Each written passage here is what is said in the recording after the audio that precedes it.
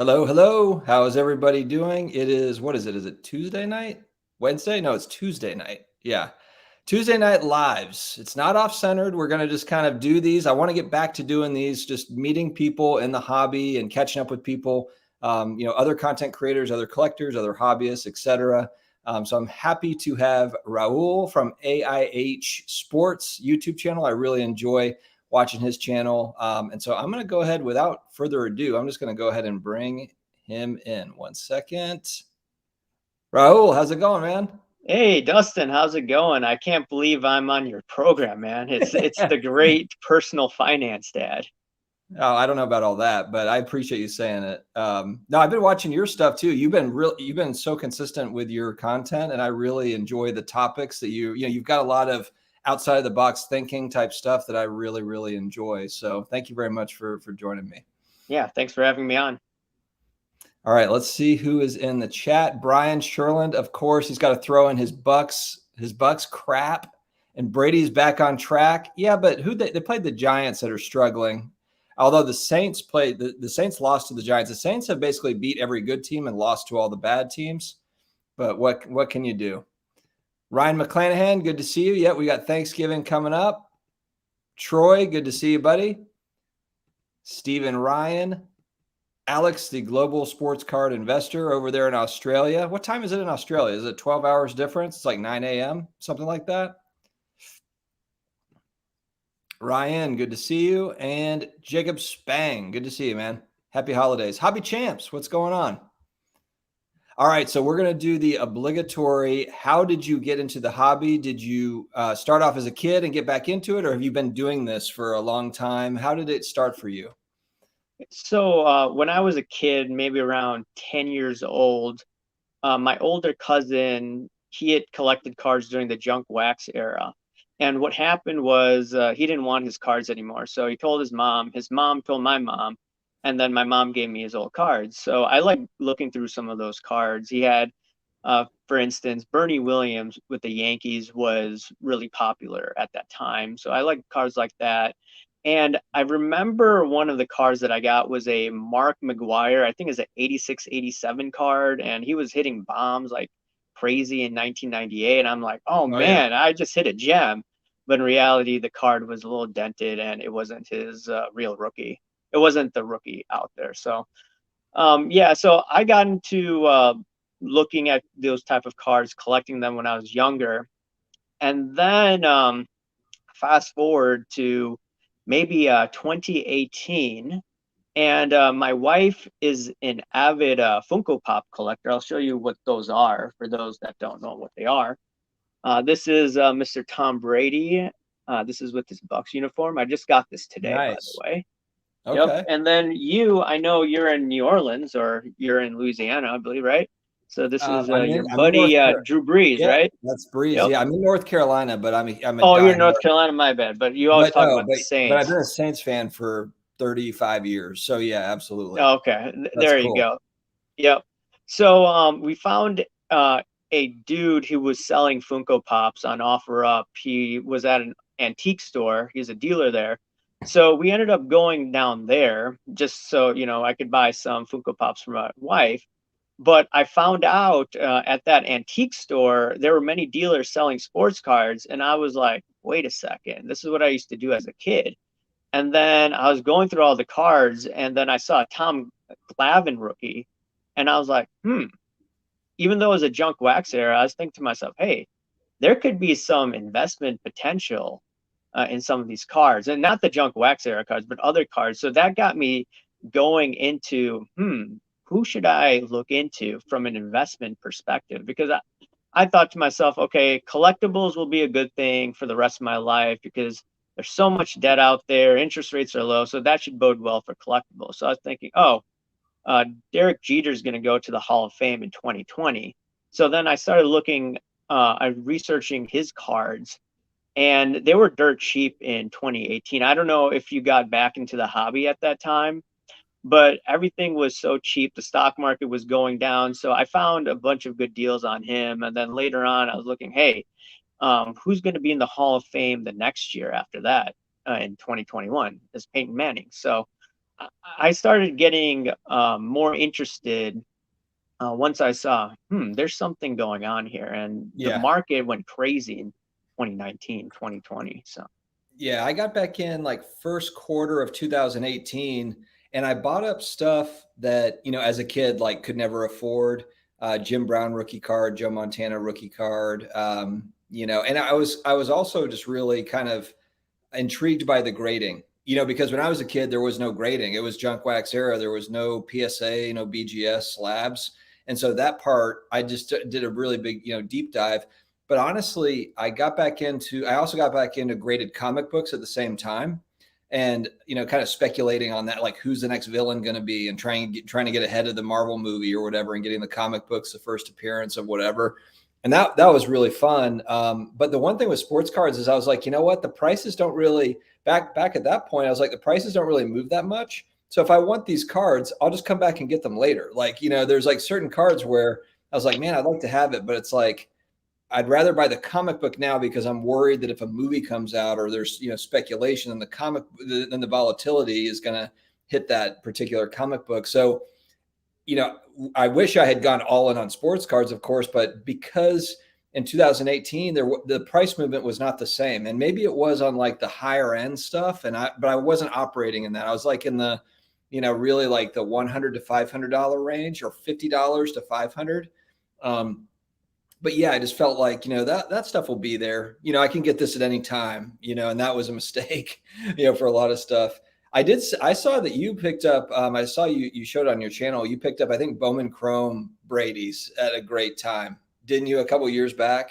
Or is it Bowman or Bowman Chrome rookies? It wasn't Bowman Chrome. It was Bowman. So in 2019, I think that was the year where Brady didn't have a good offense with the Patriots, and they still wound up 10-6. They lost against the Titans in the playoffs. I think it was early January 2020 or late December, whenever that was. And I thought to myself, wait a second, if Jeter cards are going up and Manning cards are going up, what logically is next? Even if Tom Brady retires, or even if he goes to another team, doesn't win anything at all, Tom Brady cards 5, 6, 7 years down the road should go up in value. And I bought, it's crazy, the Bowman 2000, or the 2000 Bowman number 236 PSA 8. It cost about $225 at that time. So I bought it in a lot. I'd buy it now. There was no sales tax implications back then on eBay. But it was close to $1,000 for 4, and then $1,200 for 5, and that's a deal right now. I mean, one of them, if you just go on eBay, you could sell it for $1,500, $1,600, and I'm like, wow, that's crazy. Yes, he did win a title. Yes, there's a pandemic, but that's just insane. Those returns, I never thought I'd see that in 2 years. I thought it'd take a decade, and I would have been satisfied. Yeah, no, that is wild, man. That's awesome. You got in at the right time, kind of before all the craze. I bought a Bowman paper, the same card, in a CSG 7.5, and I got it for like $700 or $800 because I was thinking like, well, I don't mind the CSG grade. I think it's just as good as far as the grade is concerned. I think they're just as good at graders as a PSA or a BGS, but they just don't sell for as much as PSA. But I just didn't want to pay the PSA 8-9 price, you know? So it was like, all right, well, I'll just get it in this CSG case. And it was triple what you had paid, maybe quadruple what you had paid for one in a PSA 8, you know? Yeah, at least you got one, though. It's good to have one in your collection. I'll take it. Yeah. And again, like long term, I was fine with that. You know, long term, I'm like, I'd like to pick up more, you know, and I got I got one of his metal rookie cards recently too. Oh yeah, I saw that on Instagram. Yeah, and your YouTube video. And just have like, and that is a base rookie card, and the guy has a lot of rookie cards, but I like those. I like the Bowmans, and the metals are pretty cool cards. So what are you? Okay, so let's shift gears a little bit. How did you decide? When did you start YouTube officially? Because I found your channel a while ago, but I don't remember exactly how far back it was. I've been watching probably daily for, you know, you come out with videos every day, every couple of days, every few days. But when did you start it? Why did you start it? Let's go down that road. Yeah. So this YouTube channel, this was a backup channel of mine. I always wanted to maybe keep it. What if something happens to my other YouTube channel, which I don't use anymore? It was more about like gold and silver, and I don't do too many videos on that anymore. So this was a backup channel, and as you know, our political climate is very intense. I follow politics very intensely, so I needed a break from all of that stuff. I was collecting sports cards all throughout last year in 2019. I never wanted to go on YouTube, but then what's the ultimate stress relief, in my opinion, is talking about sports, my hobby, Yeah.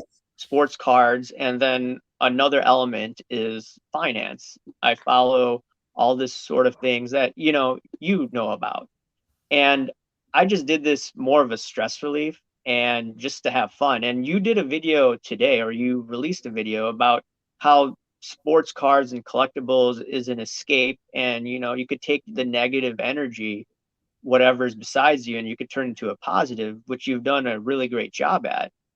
No, I And appreciate it. yeah, that's why I do these videos, is just to connect with all sorts of people. It's some people may be on the low end of the scale, buy $20 cards. Some people tell me down below I spend $100,000 on cards. So it's nice to meet different types of people in this hobby from all walks of life that I never would have met in my own personal life. No, absolutely. Yeah, we have really similar, I think, I like to follow kind of all things collectibles and then all things financial stuff too. It just interests me. Like, and I'm not necessarily an expert in any one thing, but I really like to follow it and kind of have my just learn about different things. And over time, like cryptocurrency is a perfect example of it, to where in the grand scheme of things, I'm fairly new to it. I've been looking at it and operating in it for the last 12 months. So it's not like I was in it in 2013 when Bitcoin was, a dollar or whatever it was, and I saw a post the other day where, what was it, like 2019? It wasn't even that long ago. Ethereum was $12. Like in 2019, that's only 2 years ago, Right. it's like, Right. and that stuff, it's insane when you think about, the crypto people and people that kind of, if they aped in, as like, the NFT crypto people will say, and you just got lucky and nailed that one, with your life savings or whatever, or not even. I mean, that the returns are just insane, compared to anything else, even with the stock market at all-time highs and real estate all-time highs. So that sort of thing interests me. I like hearing stories of people that really kind of had, kind of came out of nowhere. Maybe they were waiting tables and they were just putting all their money into Ethereum and now they're loaded. I think that stuff is cool. And the NFT landscape is interesting too. There's just so many kind of new little things that are popping up, here and there. And I've heard you talk too on your channel about, your now I don't know if you said you're an active trader or if you were in the past, but do you like to trade, whether it be, equities or crypto or any of that stuff? Do you actively do that, or is that something that you just do a little bit on the side, or how does that work? Yeah, it's more of a hobby. I don't trade Yeah. crypto. I trade mainly equities, but how I trade equities is through options. Not to get complicated, there are European-based options and American-based options. I trade the European-based options because there's no cash delivery, but I trade the equivalent of the S&P 500, the mini S&P 500 options, trade Hmm. the Russell 2000 options. I look at the miners, gold, silver miners. That's what I'm focused on right now, probably for the next few years. And yeah, I just look at options with high deltas. I know most people won't know what that is, but just throwing that Yeah, out there. you are. I'm not going to pretend like I know everything what you said, because I'm not a big trader, but I think that's cool though. Yeah, it's really interesting to me how people can really get into pockets of finance and really get good at different segments like that. That's awesome. I think this is funny. Let's talk politics. Let's go. One thing I want to throw this out there, and I'm not going to talk politics, or at least not that much. But there is a channel on YouTube, and the only reason I'm bringing this up is because I'm not a big fan of the mainstream media outlets, regardless of which one we're talking about.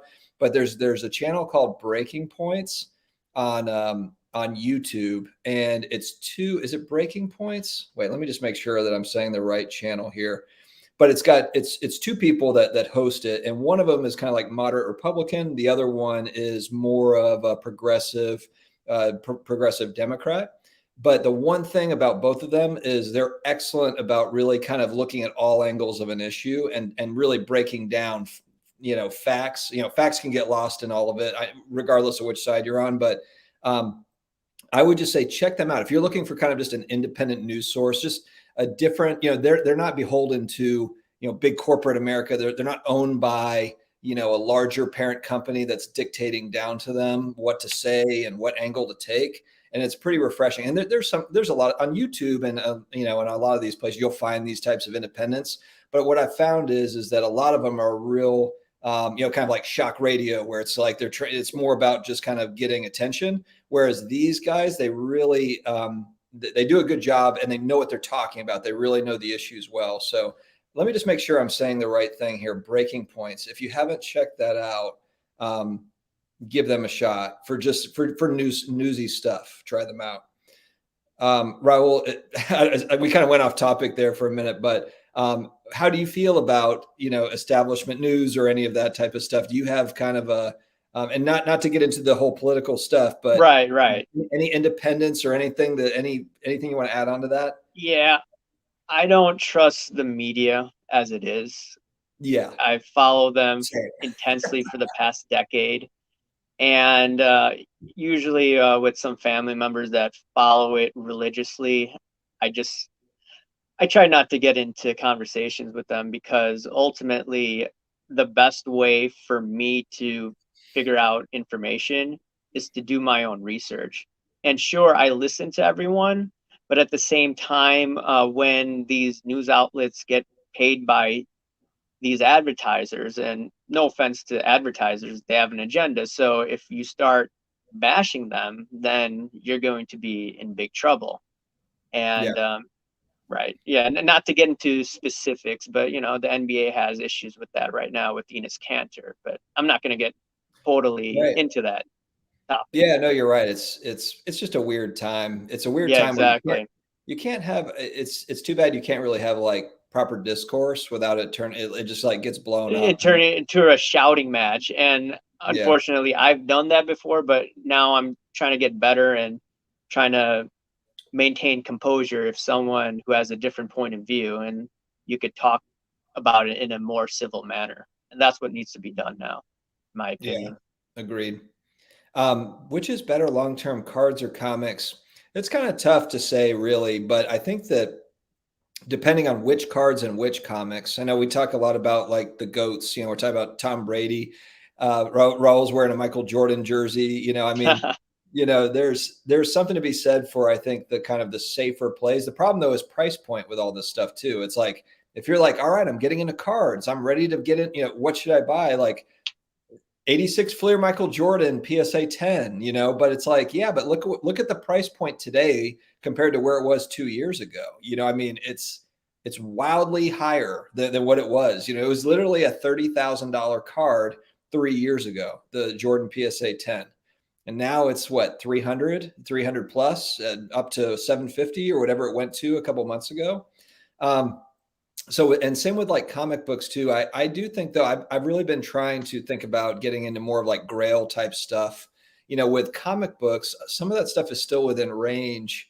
Cards too, depending on the grade. But, for me, long term, I typically I pick a player that I believe in. So, Rahul, we've talked about it, but Tom Brady is kind of one of those guys to where, am I buying like his $50,000 auto stuff? No, but I'm kind of playing in that, the cool inserts that are highly, that are graded high, because my thought with Tom Brady, and again, this is kind of like, this is a chance I'm taking, but I'm wondering if a lot of these Topps Chrome refractors and different things, maybe Prism, whatever, Prism Blue, type stuff in 15, 20 years, are they going to be looked at in a similar fashion to like Jordan inserts?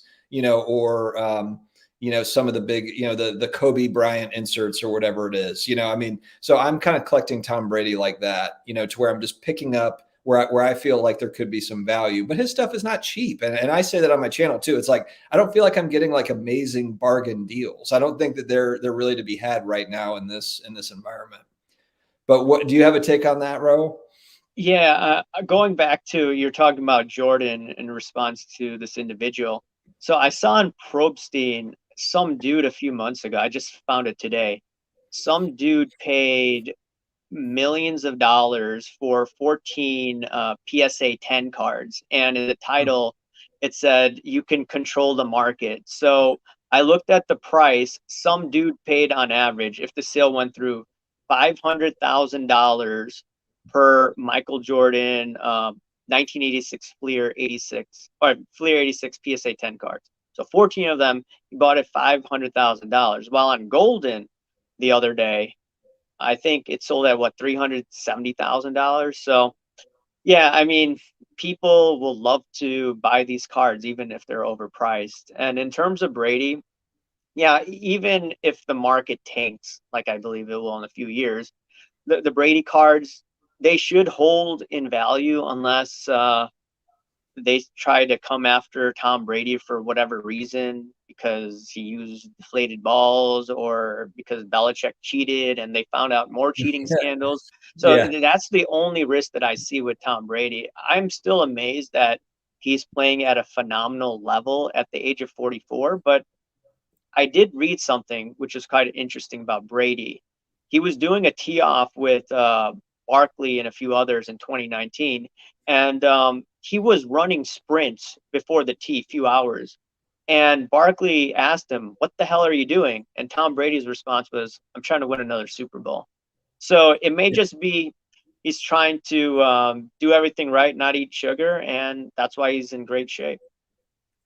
Yeah, his competitiveness reminds you of Michael Jordan, just the way that he is so insanely competitive, even when he's already, got the accolades and got the titles, yeah, he's just, and you just think like, yeah, there probably is going to be a QB that wins multiple titles again, but is there ever really going to be a guy quite like this, I mean, and maybe there will be, but even if there is, how long is it going to take for there to be a guy like, it's going to take 10, 15, 20 years and maybe it's Pat Mahomes, maybe, but I mean, Pat Mahomes, sorry to interrupt, but the thing yeah, is that he runs around too much and he gets banged up so much. I don't know how he's going to be having how he's going to have a long career if he's doing that. If he releases the ball quickly, then this guy can definitely win quite a few amount of titles, but he needs to yeah. stay healthy. Yeah, Brady it's has. true. Yeah, Brady's really kind of the pocket passer that really has been able, because really for a Pat Mahomes or for anybody really to play 20 seasons, you can't be a scrambler. You can't be a guy that takes Exactly. hits. Tom Brady's not running to the sideline taking a hit going out of bounds ever. The only time he ever runs is, if you notice, he runs straight up the middle and slides. We saw it like That's on what Monday. he did last night. Yeah, that's you don't ever see him like taking a chance, trying to get to the outside against a linebacker. Like, Yeah, no, he exactly. won't do it. So but yeah, no, and yeah, so that's why I feel like, and granted, Brady stuff is not cheap, especially a lot of his high-end rookie cards and the auto stuff. I don't own a Tom Brady auto. And I think the only way I'm going to own one is, like you say, if there is kind of a market crash, if there is kind of a big asset crash, then I will try to buy as many as I can, during that time. But otherwise, probably not in the cards. Not in the cards, pun intended. But is there anything in particular that you are looking for, right now? Oh, actually, no. I'm going to kind of like, I'm going to take that question back. I saw that you've been buying autographs. So Yeah. are you still buying cards as well? Or are you more focused right now on just kind of the autographs you've been picking up? I'm focused on quite a few things. Autographs, yes. And also I'm buying cards that may have autographs. And I'm also buying cards that I just like talking about. And I'll show you one of them right now. And this is, I showed in my other video, Harry Carey, for those that remember him back in the day on WGN. Oh He yeah. was popular in Chicago. And here's MJ when he was with the White Sox.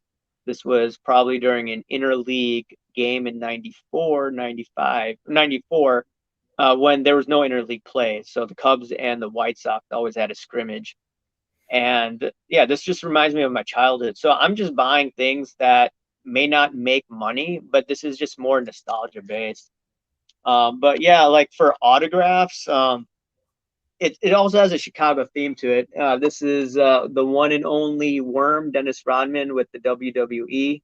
I don't know what the hell he sprang on this guy, but I think this may have been during the 1998 finals.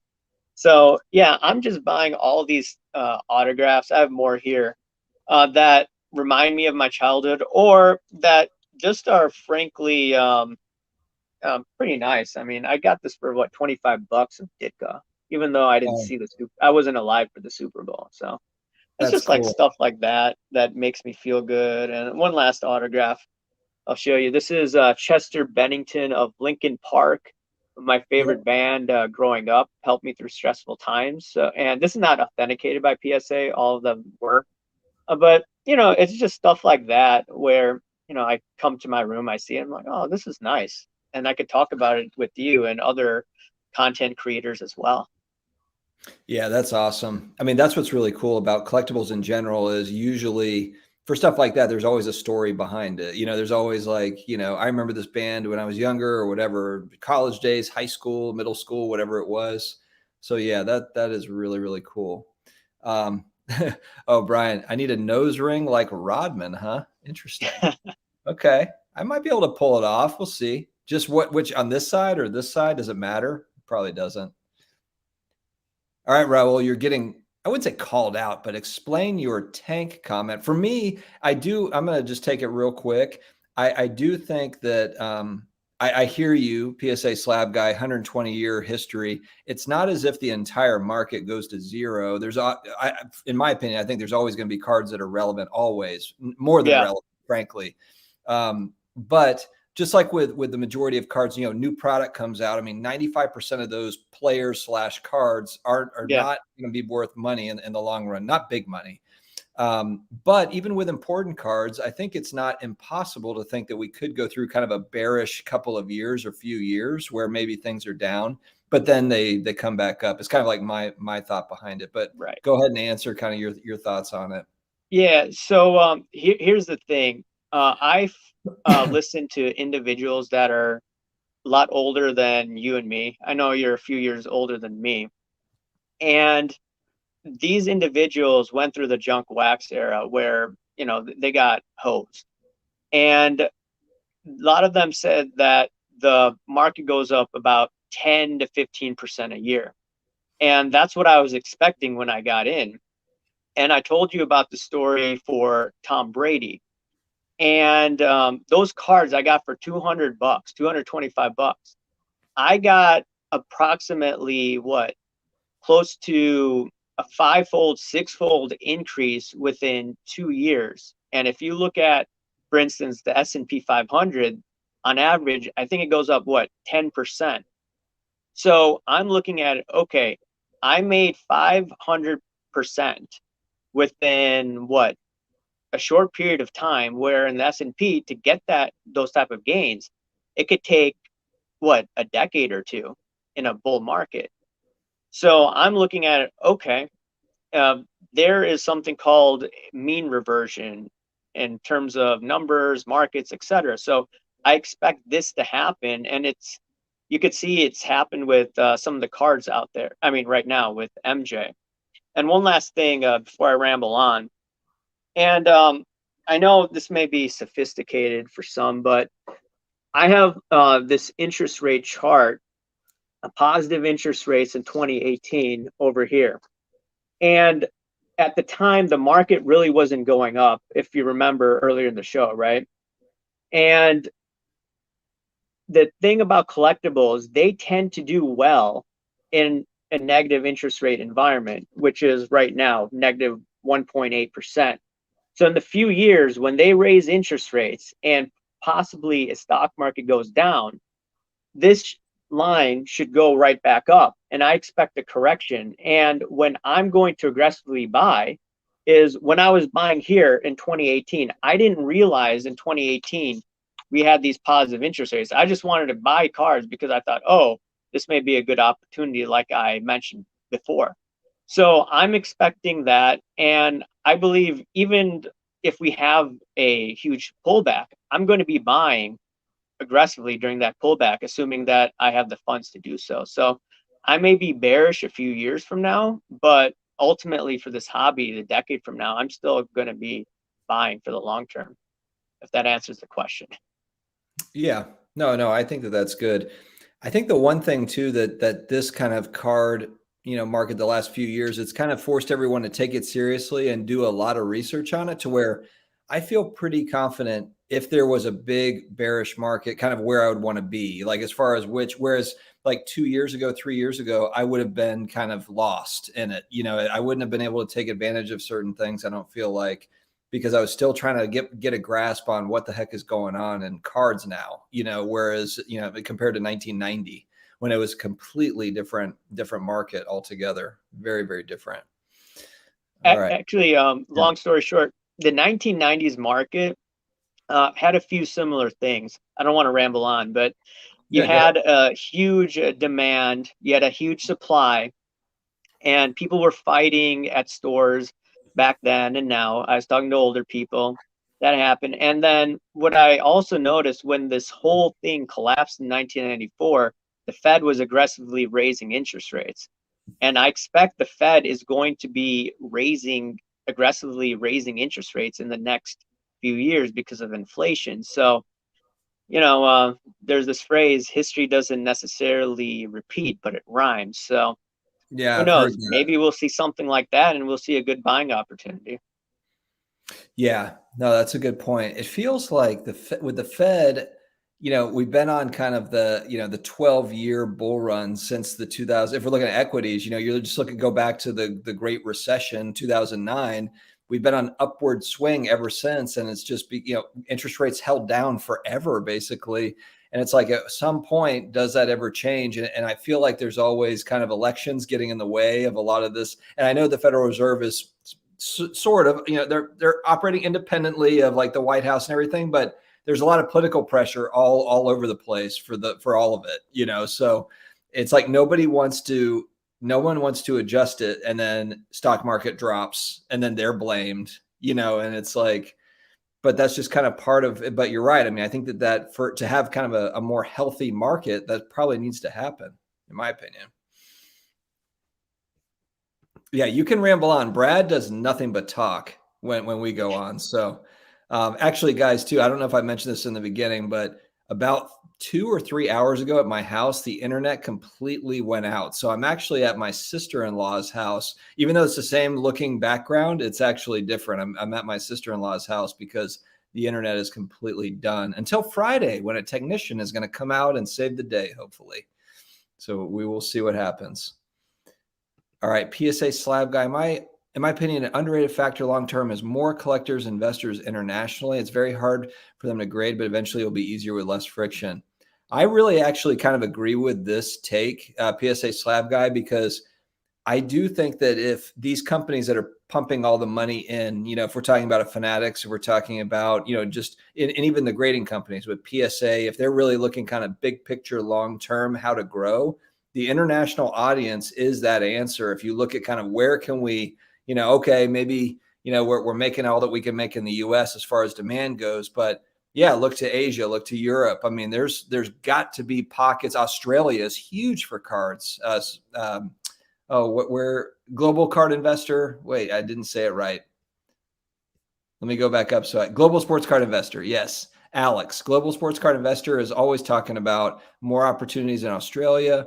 So yeah, I do think if they can kind of pull all those things together, you're right. There is demand out there. If they can reach those people and make it so that, it's and I think though, with PSA, I remember Nat Turner saying he wants to open an office in New Jersey, but I believe he also said something about opening an international office. And I have to believe it's for that reason, to make it easier to grade and to grow. Oh yeah, So just speaking of internationally, I believe that some of these sports that do have an international presence, for instance, UFC, they have some fights in Dubai. You have soccer cards, and specifically the UFC cards. Going back to that, some of the older cards, I have some Khabib cards from 2012, 2013, or one card from 2013, and I expect those cards are gonna go crazy. And I have one UFC card right now, even though he's an American fighter, John Jones. I didn't follow his Oh, yeah. fights, but I just bought it because Dana White said that he's the GOAT. And if he's the GOAT, and no one's really buying it, I mean, I just bought a card for now. And if you have Right. more international buyers come in, I think UFC, even though some of the auctions on Golden right now are crazy, someone bought a Khabib card for what, 20 over $20,000 at Oh, wow. 2021 card. Yeah, it's insane. So I'm just wondering, what are the low pop cards of their rookie years? What are they going to go for? And one rookie card of Khabib from 2012, PSA 9, pop 2 went for 10 grand on eBay. So I think there's a lot of opportunity, even though the market's overinflated. I think the international buyers, if they focus on these niche markets over the long term, 10 years, it could go crazy, especially with guys like Dana White growing the brand. He's doing a good Yeah. job. Speaking of that too, because Dana White's kind of like an influencer. He obviously he owns that brand, but he's also just a big name. He's actually going to be at the Mint Collective. I'm planning to go to that in Las Vegas end of January, I believe. I'm still trying to figure out all the logistics, but he's a speaker there. But the one thing I want to get your take on this, because it's something I've noticed more and more. I've just been thinking about. It's because there's always kind of thought of, what's the future of cards? Like, am I just putting money into cardboard and then it's going to go back to it was 3 years ago or something similar to it? Does it have long-term viability? And the one thing that kind of struck me is, if you're looking at the people that are really involved, and if I'm comparing it to the last like boom time, if we go back to like 1990, late 80s, 90s, I mean, the one thing that was missing is you didn't have influencers. It was actually, yes, there were adults that were operating, but it was the kids drove that market. It was because it was so available. Kids went to the gas station. There's always packs, there's always supply, but you didn't have, it wasn't like, who was like a big star, Michael Jackson, Madonna, the big pop star, like they weren't in cards. Like, there was no influencers that were in cards at that point. Whereas today you've got DJ Ski, you've got Gary Vee, you've got Mark Wahlberg, you've got, Snoop Dogg buys cards. I think that if it'll be just kind of interesting to watch just the culture, of it. Like, do cards become more of kind of the cool culture thing, to where it's, kind of really hyped up from a lot of different angles, and I just wonder about that, especially when you have like, Ken Golden's going to be on Netflix with a show.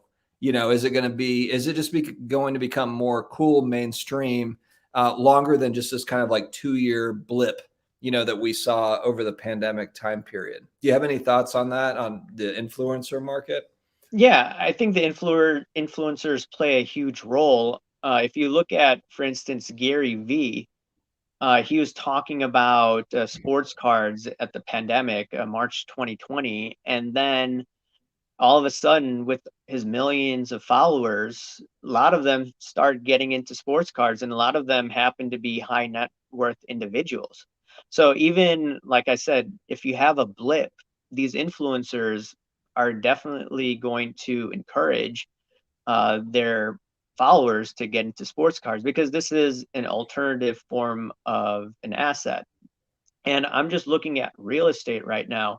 Real estate, a lot of people thought they could make a lot of money on. And a lot of people realized with this pandemic, specifically the office buildings, not many people or firms are going to want that much office space. And that, I'm thinking back in my head, why would people want to invest in office space when majority of their workers can now work from home? So you got influencers, you have more money now that will be allocated in collectibles. And in the future, I expect something called UBI, Universal Basic Income. So if they start giving free money now monthly, last year, a lot of us got stimulus checks and we blew it on cards. And if you start giving this free money, like 4 or 5 years from now, yeah, sports cards are going to be relevant, regardless of whether there's a high population size of these cards or not. I expect cards still to do well later this decade. Yeah, UBI is really interesting.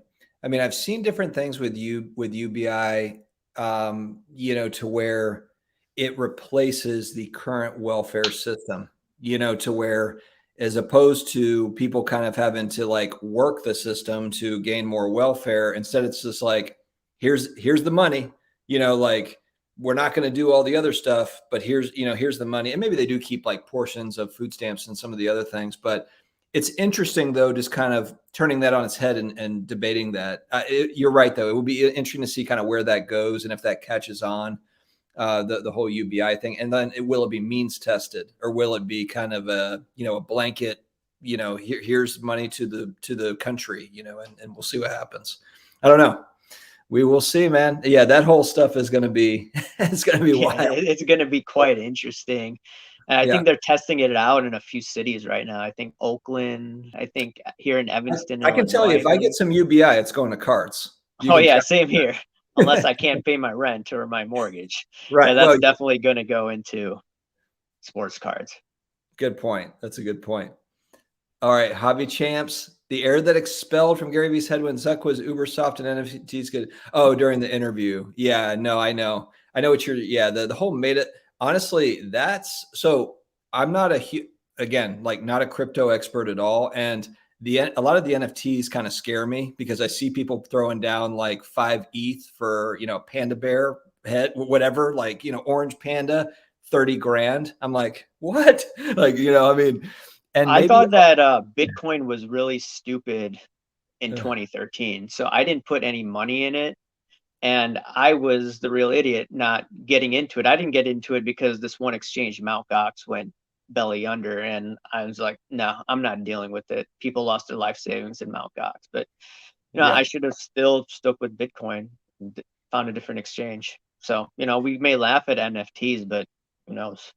Well, and it's just the price point, though. I mean, it's like, so the only NFTs that I own are NBA Top Shot, but I got them in December, like early December of 2020, when a Luka, Series 1 Luka, moment was $9. So it was like, all right, fine, I'll buy them at $9. But when the entry point is 1 ETH or 2 ETH or or whatever it is, I mean, it's wild. So for me, for crypto,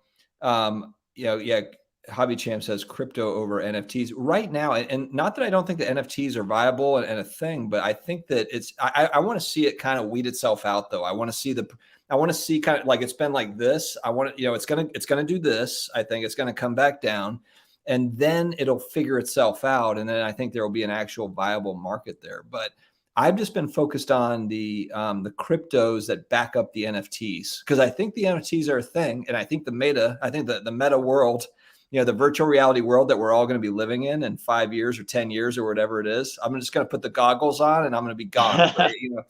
Kids, hey, quiet. Dad's going to be on the virtual reality thing for the next 8 hours. You guys figure it out. I'm going to be doing that, but yeah, no, I mean, I want to get in on kind of the crypto behind all the stuff, not necessarily taking a chance on, an art project that I know nothing about, or whatever. And I don't know, have you gotten into crypto? I know you said you didn't get into Bitcoin in 2013, but have you since got into some of that stuff? No, I didn't get into it. I missed the boat. I remember in 2017, the media kept on pumping this up and everyone kept on asking me, hey, do you want to get in? I'm like, nah, this is not the time to get in when the media is pumping it up. And then it crashed from 20,000 to 3,000. I should have gotten in though at 3,000 when this one futures exchange, the SIBO, they stopped selling futures contracts in Bitcoin, or you couldn't buy or sell.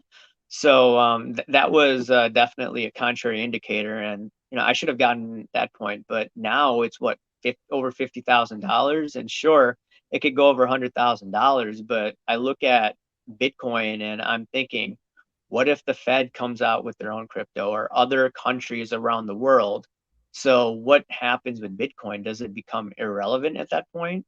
I'm not saying that's going to happen in the next 2 years. I I'm tell you, just taking a longer term picture. yeah, the one coin that I do want, assuming the price point makes sense, you know, based on all the different factors, is whatever the Facebook token is going to be. Because the one thing that, not saying that they have it all figured out now, but they're the one company that has insane resources that they're putting into. They put, I think in that interview with Gary Vee, Zuck said that they put $10 billion in this year into like just working on all the metaverse virtual reality stuff. They just have the resources to build it out right, you know, to where unless it's like a Google or an Apple that's going to compete with them, it's like if they come out with a token that's $1, I'm going to buy a ton of the Facebook token because Facebook You is a might as company. well. Yeah, I mean, it's like it would be like if Google had the, you know, came out with a token, or or whoever, you know, if Apple comes out with a token and it's $1, I'll take some Apple token for $1, you know, or whatever it is, you know. I mean, it's like, you know, because they have the ability to, they have the resources to kind of take over that, you know, that whole segment. I don't know. It'll be interesting. Here's a question for you. What's your take on fractional ownership? And I assume that this has to do with cards and collectibles and not necessarily timeshares. Is he asking me? Oh, okay. Yeah, so I have a saying. I know some people have laughed about it. So I used to collect a lot of silver. I'm still, big on silver. And one of the sayings that these silver stackers have is if you don't hold it, you don't own it. And the concept behind it is more if you don't have the tangible item with you, there's counterparty risk. And sure, maybe if you put a few $100 in these fractionals, fine. But I wouldn't put too much money in it because, number one, I don't trust a lot of these newer corporations. I tend to look at more tangible goods. And sure, people can make a lot of money, and they have in the past year, but it's just my own preference. I know you've talked about how you've put some money in some of these fractionals, and I know I've heard of stories people are making good money for now.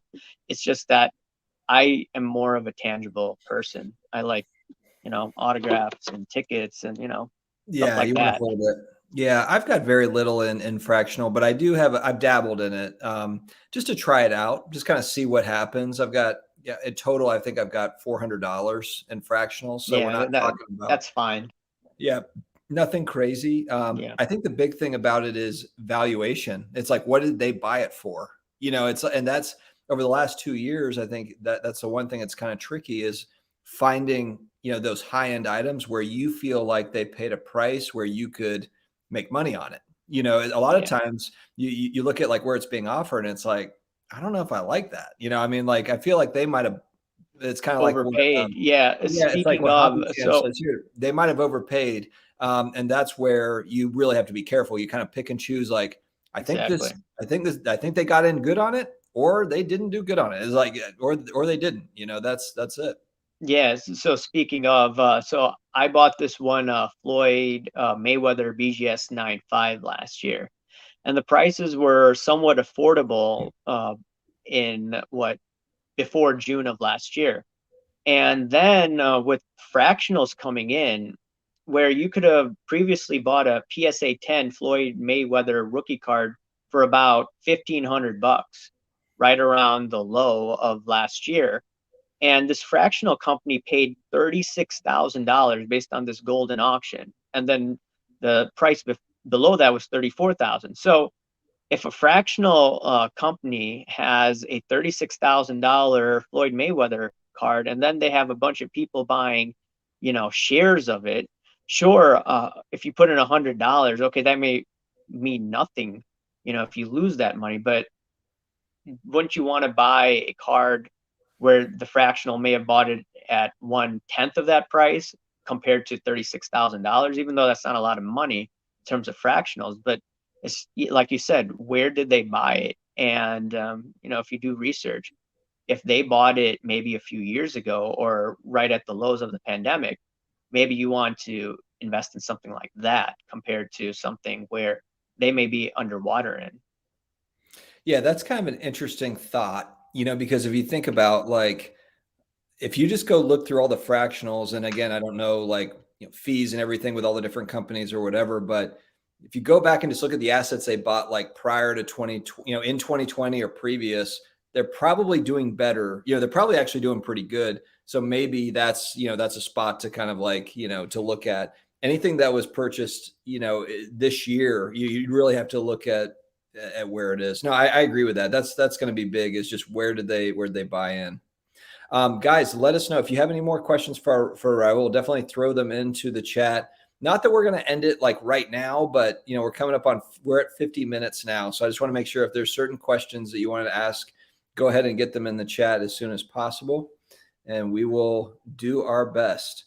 Now, silver gold, isn't that what you said you had another channel about? Are you still involved with silver gold? Have you been kind of moving out of it, or just I mean, I trade the miners now, like the GDX, the SIL, some of those ETFs. I look at those carefully. And then what I think about them right now is that you've seen crypto go up like crazy. The stock market has gone up, some of these stocks. Now, are you talking about sports precious cards. metals? Are you talking about precious metals, cobalt, and everything, like nickel and everything? Oh, no, I'm just talking about GDX and SIL. Those are just gold and silver ETFs. GDX is the gold ETF. Okay. SIL is the silver ETF. Got it. Sorry, I didn't explain that. But I see that all these assets have gone up. Those two, they have gone up since the March low, but with the inflation going on right now and supply chain shortages, I expect these ETFs to pick up. So yeah, I am definitely looking at that from a trading perspective. I have some investments that I've held on to, but yeah, I believe those will pick up in the next year. Not investment advice. This is just my own opinion, by the way. Of course. Yeah. We're just two guys throwing our opinions around. Do what you want, guys. Yeah, exactly. Biggest bullish Tops NFTs when you have a chance. They only have God, man, I really struggle with this because you have Tops NFTs, but is it Gary V's company Candy NFTs or something? Are they the ones working with Tops, or are they only have the MLBPA for 1 year? Here's my problem is there's so many different directions to go into, whether it be fractionals, graded comic books, graded cards, graded whatever, like there's all sorts of different options. Do I want to buy raw to grade? Do I want to, there's like so many different directions to go. I've got graded starting lineups that I think are cool from when I was a kid. I saw those. Those are nice. Yeah, like the first years are like they're from 1988. And a lot of those even, they're graded by AFA. I've got graded video games that I've been looking into, like the old NES games. The original black box games, I've been picking those up. So yeah, I've just been kind of, all over the place. I need to get more focused. That's going to be kind of a New Year's resolution, 2022 collectibles, get focused. And I think I've got like a little bit of focus, but I want to refine it a little bit more. How about for you in 2022? Do you have anything like that where you want to kind of, you have like, goals for collectibles or anything, or are you still just, winging it? Yeah, I'm just more winging it. I'm going to look for more autographs of individuals that I don't have. Things that will basically remind me of my past. Like I said, I'm a huge Cubs fan, as you can see with this banner behind me. So I'm just going to look for guys like that. Maybe look at some Kerry Wood cards, autos, Mark Grace autos from the 90s. And more of a Chicago-based theme. I'm looking for maybe some Tony Kukoc autographs, Phil Jackson, just things that remind me of my past. Nice. Okay, cool. Thoughts on buying rookie on-card autos of Peyton Manning and Drew Brees at current value? I'm a massive Drew Brees fan and a collector of Drew Brees stuff. But even like the on-card autos rookie year are expensive. I guess it depends on what grade you're talking about, Ryan. I know that a lot of that stuff has come back down. I mean, I was looking at some of the pricing, especially for Breeze, not as much Manning. I haven't been watching as much, but a lot of that stuff, of course it went up kind of toward, peaked out in February, March, like a lot of things did, but a lot of it has come back down to where it was, 18 months ago. So I guess then it begs the question is that, we all have to make that decision. Do you think it's going to keep on dropping or do you think it'll bounce back? for guys like Manning and Breeze, they're still relevant because they're still in the media and they're still doing things. I don't know. I really struggle with, like, this is going to be kind of a weird take, but are they kind of like the Hakeem Olajuwon and the Charles Barkley of the 86 Fleer set, where like Jordan's like Tom Brady, where the price is like up here, and then the Hakeem and the Barkley are way down here, and that's like kind of the Manning and the Breeze. Even though I love both of those guys and I love football cards, but I just kind of wonder, should I, because I'm a Breeze collector, so but I wonder that, like, I have limited resources. Should I go and get some of that Breeze stuff, that cool Breeze stuff, which I do have a few? Do I want to kind of double down there, or do I just want to focus on Tom Brady, because Tom Brady's like the sure thing, in my mind. Of course, there's no sure thing, but in comparison to those guys, stats wise, career wise, I don't know. I struggle with that. I struggle with it. How about for you, Rahul? Yeah, the thing is with Manning, did he win 5 MVPs or something like that? He won a lot. I don't know. Let me Google it. I think Brady won 3 MVPs. I don't think Breeze won any MVPs, if I remember correctly. No, he didn't. So I'm just wondering, even though Peyton Manning right now is affiliated with ESPN, Breeze is affiliated now with NBC, so they're still culturally relevant. Yeah. So you have that factor. I haven't followed the Breeze and Manning prices as intensely as I did last year, because I was selling a bunch of MVPs. Whatever, 5 MVPs, yeah. Yeah.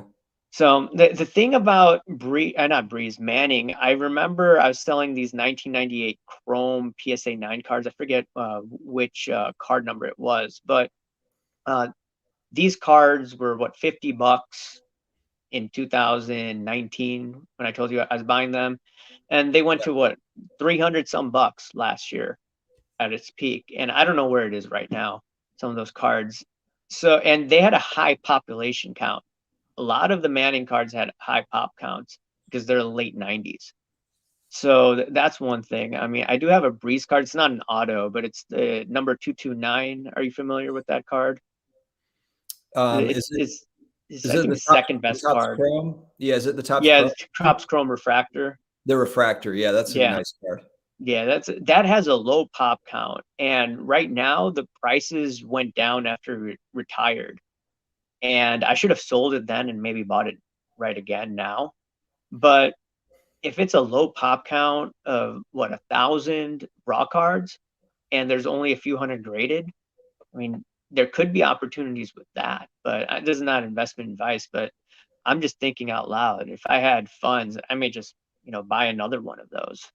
I think it's not an auto. As much as I love Breeze, well, I guess you could make arguments on both sides of this. Breeze is always going to have a massive collector base from Saints fans. The Saint, he's the best Saint to ever play, New Orleans Saint, and probably will be for a long time, maybe ever. So that's going to be, but then you have the Manning family as like a dynasty. You've got Eli Manning and Peyton Manning. You got Arch Manning that's coming up. That's like the number 1 high school recruit. And Eli Manning and Peyton Manning are doing these funny, where they watch the game and they commentate. Have you seen that, where they're talking? Yeah, I haven't watched it on ESPN. I know that they have a bunch of fun and a lot of people like it. Yeah, so it's tricky. I think all those guys will be relevant. It's just, where do you put your money? I think it's hard. It's hard. Yeah, Arch Manning, John Wolf said it. He's going to be thrown around. And I mean, he's probably, if he kind of follows that line, he'll probably be the number 1 overall pick at some point, and then that'll bring that family back up again. I have a special play. Like Archie Manning was a Saint. He was a New Orleans Saint when the Saints were so bad, and he was the best player on the team for a long time. That's why he made his son demand that trade from San Diego. Is that what it was? Yep. Yeah, Ryan says, I think Manning is a better investment. Love collecting both of them. Yeah, it's just, it's like, I think there's pros and cons on both sides. I do think that Manning will be considered the better overall player long term when you just look at the 5 MVPs. Breeze has got the great passing. He had the passing records, and then he lost them to Brady. But I just wonder over time if that gets kind of watered down with other guys coming up. You have a 17-game season, and other guys kind of taking it. I mean, I think at some point Breeze will be like third, fourth, fifth on that list, and then is it as relevant? So among like Saints collectors, he's always going to be the guy. But as far as just NFL collectors, Peyton Manning, I feel like, is going to get more respect. Do you consider Manning to be the second best QB of all time?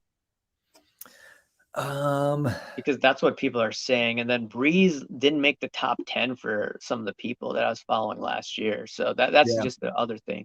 And I know he's big in Louisiana. A lot of people have Rodgers as a top 5 QB, and Breeze and Rodgers have the same amount of Super Bowl wins.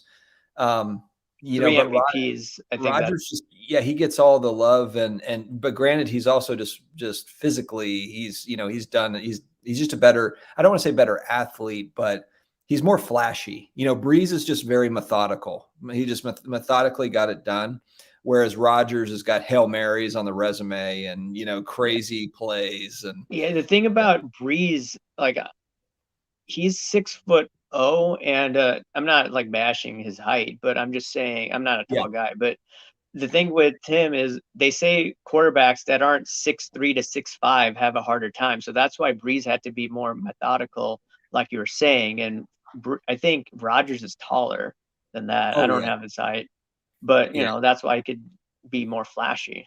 But definitely. Yeah, John, you hit it. I think Montana would be the second behind Tom Brady. Montana's got 4 rings, I believe, with the Niners. So, I don't know if I don't think that, but Peyton Manning's definitely up there. He's certainly up there for sure. The one thing that I feel like with Manning that really hurt him, he wasn't clutch in the playoffs. I mean, the Saints victory, the one Saints Super Bowl victory was against Manning's Colts. And really, like, the Saints weren't given much of a chance in that game. And he played really well in the first quarter. And then, he threw a pick 6 to Tracy Porter that really opened the game up for the Saints. He just wasn't a clutch playoff guy. Peyton Manning the thing about Manning is that he won a Super Bowl with the Colts against my Bears. And at that time, Rex Grossman was the QB. So someone could argue that, okay, he didn't face tough competition. And the devil's advocate argument is when he was with the Broncos, some dude left a comment on my channel saying that Manning allegedly used HGH when he was with the Broncos. I don't know if that's true, but there were rumors about that. So if someone wants to dig into that, so is Manning really, up there in regards to that? That's right. This is a great point, Otto Graham. It's kind of funny too, because you go back. I feel like a lot of people fall back on the like, oh well, these Otto Graham types didn't have the same type of competition, that current QBs do, which is fair, I guess. But there's also different things in place. Like they weren't protecting quarterbacks the same way when Otto Graham was playing football than when Tom Brady plays football. Like I'm sure Otto Graham was getting annihilated out there, and they weren't throwing like the roughing the passer when he got pushed down, 1 second too late. He was wearing like a leather helmet. You know what I mean? Like right. So and then now QBs take care of themselves much better. I mean, look at Brady as it is. Yeah. No, I agree. All right, guys, I think we're going to wrap up here. We're just over the 1 hour mark. Staubach and I'm just trying to see if there's any more questions here at the end that I might have missed. I like Terry Bradshaw. I've got a couple of his. Is it 71 or 72 tops his rookie card? I've got 1 or 2 of those, and same with Staubach too. And they're like PSA 6, nothing crazy. But the thing about football cards is they're just a lot less expensive. The like legends of football are a lot less expensive than the legends of basketball and baseball. It's just the way it is. Yep. All right, guys, we're going to wrap it up. Thanks very much for joining us here tonight. I appreciate it. Rahul, thanks for coming on. We'll have to have you back on, man. This was a good time. Oh, yeah, for sure. Time just flew by. An hour just goes by. Yep. All right, man. All right, guys, we will talk to you later. Have a great night. We'll see you guys.